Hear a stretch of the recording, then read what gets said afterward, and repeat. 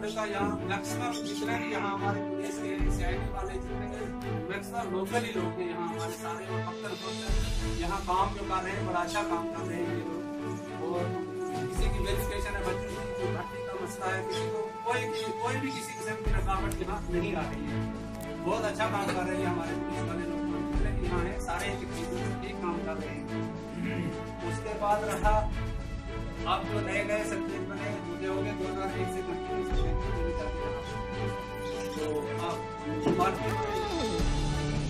आप अपनी एक जिम्मेदारी आपने समझी, आप यहाँ लोगों के बीच में आए कि लोगों और पुलिस के दरमियान में जो तालमेल का रिश्ता दूर हुआ उसको करीब लाने की कोशिश करेंगे। हम इस बात का आपको मुबारकबाद देते हैं और आपका शुक्रिया करते हैं और उम्मीद करते हैं कि यही ख्वाहिश और यही तमन्ना हर ऑफिसर की रही कि मैं पब्लिक से दूर न हो जाऊं, मैं अपना फरीजा अंजाम दूं जिस फरीजे के लिए मुझे गवर्नमेंट तनख्वाह देती है। एसपी साहब अभी यहाँ इससे पहले बेहतरीन मुकर्रर जो गुजरे अभी उन्होंने बात रखी और बेहतरीन बात, पुलिस और पब्लिक के दरमियान में कोई इस किस्म की रंजिशें नहीं है, चाहे आपका थाना है, चाहे आपकी पोस्टें जो गांव में रहती है, उनके साथ भी कोई इस किस्म की गलत रपोटे हमें नहीं मिले और न किसी गांव से शिकायत है। पब्लिक और पुलिस के दरमियान में हमको नहीं समझते ये पुलिस है, हमको समझते ये हमारे परिवार के जवान हैं। अफसोस इस बात का होता है कि करीबन 1.5 महीने एक जंगी पैमाने पे जो बारिश और बर्फबारी और हवाओं का ये सिलसिला जारी रहा। वादी कश्मीर के अंदर अगर एक हवा से पुल टूटता है तो पूरी गवर्नमेंट दिल्ली तक चीख उठती है और वो मुआवजा बल्कि दुगना नहीं चुगना लेते छोड़ते हैं। लेकिन उनको शायद अब अगर हम ये कहें कि वो कैसे लेते हैं, मुर्दाबाद के नारे जब ऑफिसरों के खिलाफ लगते हैं, जब तोड़फोड़ गाड़ियों को आग लगाया जाता है, बिल्डिंग को आग लगाया जाता है, जब पथराव होता है तो तब उनको मिलता है। तो ये सुबह जम्मू जो है, इस सुबह जम्मू के लोगों का दिल इतना सख्त है कि चाहे इंसानों के मरने का ढेर लगे, मकानों पर गिरने का ढेर लगे, रोना आंसू से नहीं आएगा। ये शायद हमारे में एक बहुत बड़ी बीमारी है। हमें चाहिए था आज कहीं धरना देना और रोना और पीटना और सरकारी इमलाक का नुकसान करना, मुर्दाबादी के नारे देने, तब यहाँ कोई सिविल एडमिनिस्ट्रेशन के ऑफिसर भी आते हैं। हम तो यही महसूस करते हैं, हम तो यही महसूस करते हैं, हम लद्दाख और बहुत दूर दराज इलाके से भी पिछड़े हुए लोग हैं। हम आपका शुक्रिया करते हैं, ऐसी बात नहीं, हम आपके साथ ये गिला करते हैं कि ये पब्लिक है, पब्लिक के बीच में रह रहे लोग, हर पार्टी के लोग हैं, ये आपको तस्दीक कर रहे हैं तालीम के जरिए की बात दुरुस्त।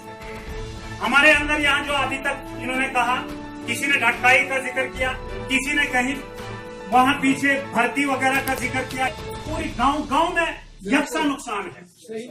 मैं गुजारिश करूं जनाब, यहाँ सिविल एडमिनिस्ट्रेशन आनी चाहिए थी, यहाँ DC साहब का कैंप आना चाहिए लोगों के बीच में, यहाँ हर डिपार्टमेंट की एक टीम बननी चाहिए थी मुश्तरका, हर डिपार्टमेंट का एक ऑफिसर, एक जिम्मेदार मुलाजिम, वो गाँव में जाकर इन लोगों की बात को सुनता। क्या ये जो कहते हैं मेरे 4 मकान गिरे पंचायत में, मेरा बाग टूटा, ये दुरुस्त है या नहीं है?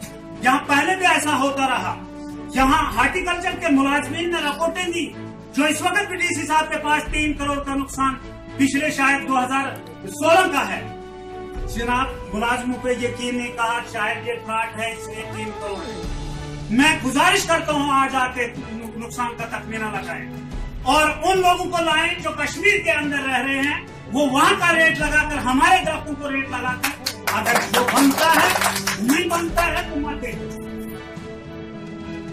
जनाब अगर किसी का 50 दरख्त या 100 दरख्त का बाग है सेब का, अगर 100 का 100 टूटा तो 3500 क्यों मिलेंगे उसको? हम आज की बार हमने तय किया, अगर 3500 की बात इन्होंने की कि हर घर को हम 3.5 दे देंगे तो सबका मुंह बंद करके, ऐसा नहीं। किसी के 50 दरख्त टूटे हैं और किसी के अगर एक शाख टूटी है, हम 3500 पे नहीं, हम जूते मारे लोग ने ऑफिस रही बात मकानों की, मकान जनाब आके अगर मैं कहता हूँ मेरा मकान टूटा है, मैं शिफ्ट होकर दूसरे के मकान में, यहाँ अभी हमारे सरपंच साहब ने कहा हमारी ढाई बाहर से बिल्कुल ठीक तरह से ऊपर से चट्टाने आई हैं, मकान टूटे हैं, खतरे की जद में वो लोग हैं। अगर झूठ बोलते हैं तो मुंह पे बताओ ना, मौके पे तुमने झूठ बताया, तुम्हें खतरा नहीं, तो जरा वो लोग लिख के गए ना, ये वापस अपने घरों में जाए, इनको कोई खतरा नहीं, तो कल को कैजुअलिटी हो, जिम्मेदार वो लोग हैं जो लिख के गए। मिले जनाब, मैं मिला, मैंने मेरा मकान मैं एप्लीकेशन देकर जनाब उसके सामने गया, मैंने कहा एसडीएम साहब ये हालत है मेरे मकान के, नाकाबिले रिहायश है, आप किसी को भेजो, जिसको आप चाहते हैं उसको भेजो, मौका कराकर मेरा कोई इंतजाम करो, कहीं स्कूल बिल्डिंग अगर नजदीक है कुछ। कहता स्कूल बिल्डिंग में आपको बैठने नहीं देंगे। मैंने कहा क्यों? कहता बच्चों में आप स्कूल खुलेंगे। मैंने कहा ठीक, मुतबादल इंतजाम। कहता है फिर मुतबादल ये कितना खर्चा है? मैंने कहा 1000 रुपए तो आज तक आया, थाने में एप्लीकेशन रोजनामचे पे दर्ज कराए, यहाँ पे आया, आने जाने का किराया खाने पर। कहता 3500 मिला। मैंने कहा एसडीएम साहब मेरी उम्मीद पे और मेरी उस तवक्कात पे आपने सैलाब फेर